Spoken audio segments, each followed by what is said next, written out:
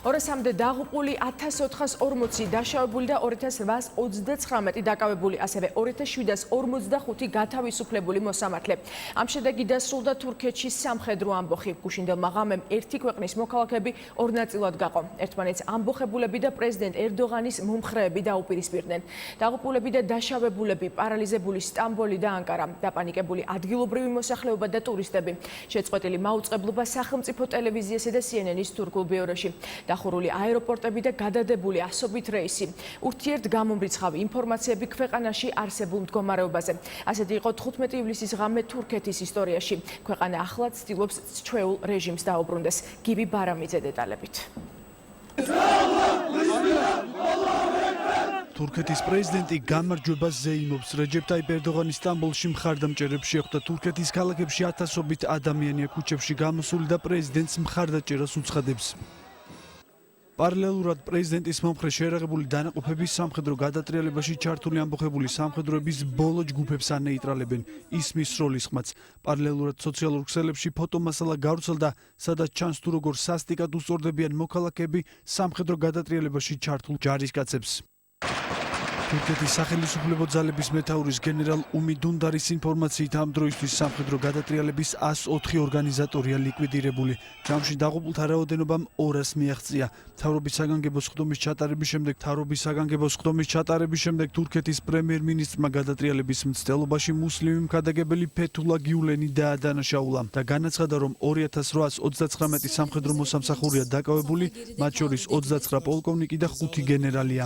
გასული ღამე თურქეთის დემოკრატიის შავი ლაქაა. დღეს სიტუაცია მთლიანად თურქეთის ხელისუფლების კონტროლის ქვეშაა. სამხედრო გადატრიალების მცდელობაში დამნაშავე არმიის პარალელური სტრუქტურის წარმომადგენლები არიან. ქვეყანა, რომელიც მქადაგებელ ფეთხულა გიულენს ემხრობა, არა თურქეთის მეგობრად, არამედ თურქეთთან მეომარ ქვეყნად ჩაითვლება. თურქეთის პრემიერ-მინისტრმა ქვეყანაში სიკვდილით დასჯის აღდგენა არ გამორიცხა.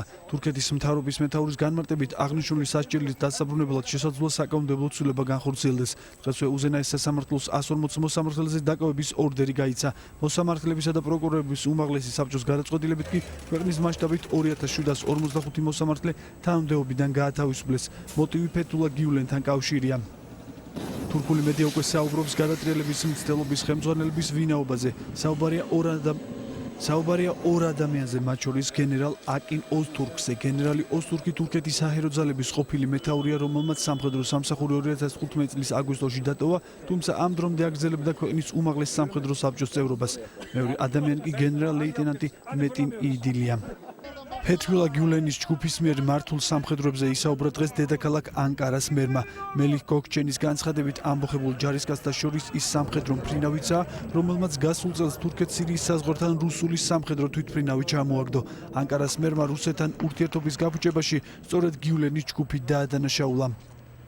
რამდენიმე საათის წინ ცნობილი გახდა, რომ თურქეთის სამხედრო თვითმფრინავი საბერძნეთის ჩრდილოეთ ნაწილში ალექსანდროპოლისის აეროპორტში დაეშვა. სამხედრო გადატრიალებაში მონაწილე 8 სამხედრო პირმა საბერძნეთში პოლიტიკური თავშესაფარი მოითხოვა.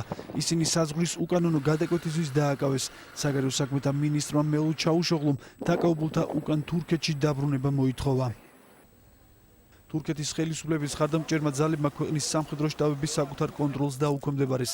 თუმცა საინფორმაციო სააგენტო როიტერის ცნობით, ამბოხებულები ამ დრომდე კვლავ აკონტროლებენ რამდენიმე სამხედრო თვითმფრინავს. ერთ-ერთი წყაროს ინფორმაციით, ამბოხებულებს ავიაგამონადგურებლებზე წვდომა არ აქვთ. თურქეთის შეერაღებულ ძალებში დაწყებული სამხედრო გადატრიალება ქვეყნის დაზვერვის სამსახურმა და პოლიციამ მოიგერია.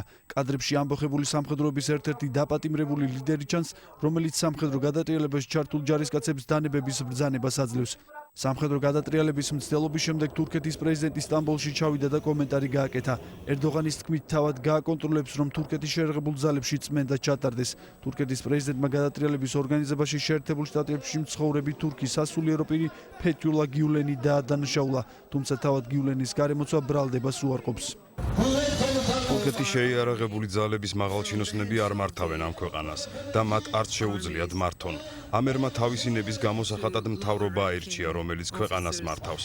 თურქეთის პრეზიდენტი თავის მოვალეობას ასრულებს. ჩემმა ხალხმა ტანკები უკან შეაბრუნა და ჩვენ მზად ვართ თავი გავწიროთ თურქეთისთვის. თურქეთის მთავრობის ბრალდებებს დღეს შეუპასუხა თავად გიულენმა.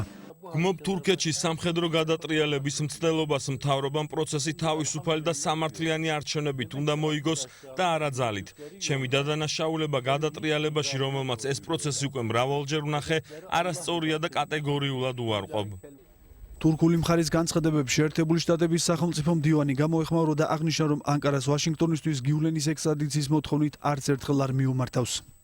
ჩვენ ვითვალისწინებთ, რომ გიულენის მიმართ კითხვები დაისმება, მიმართავთ თურქეთის მთავრობას მოგვაწოდოს ნებისმიერი ლეგიტიმური მტკიცებულება, საკვლევად და ამერიკის შეერთებული შტატები ამას შესაბამისად შეაფასებს.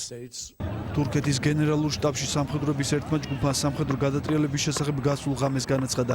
სამხედროებისგან შემდგარმა ჯგუფებმა სტამბოლსა და ანკარაში მძიმე ტექნიკით ქუჩების დაკავება დაიწყეს. ამბოხებული სამხედროების მთავარი სამიზნე ქვეყნის სტრატეგიული ობიექტები, პარლამენტი, პრეზიდენტის სასახლე, აეროპორტი და სახელმწიფო ტელევიზია გახდა. სამხედრო გადატრიალებაში ჩართულმა ჯარისკაცებმა სამხედრო ვერტფრენით სადაზვერო სამსახურის შენობას, პარლამენტსა და პრეზიდენტის სასახლეს ცეცხლი გაუხსნა. ამბოხებულთა ვერტფრენი მოგვიანებით თურქეთის ავიაგამანადგურებელმა ჩამოაგდო. სტამბოლსა და ანკარაში ისმოდა აფეთქებებისა და სროლის ხმა. სტამბოლის ტაქსიმის მოედანი, ბოსფორის ხიდი და ტელეკომპანია CNN-ის თურქული ბიუროს შენობა ამბოხებულებმა დაიკავეს. შეჩერდა სახელმწიფო ტელევიზიის მაუწყებლობაც, დაიხურა აეროპორტები. გადატრიალებაში ჩართულმა ჯარისკაცებმა კომენდანტის საათი გამოაცხადეს და მმართველობის ხელში აღების შესახებ განაცხადეს. რამდენიმე საათიანი პაუზის შემდეგ ქვეყნის პრეზიდენტმა მხარდამჭერებს ქუჩებში გასვლისკენ მოუწოდა.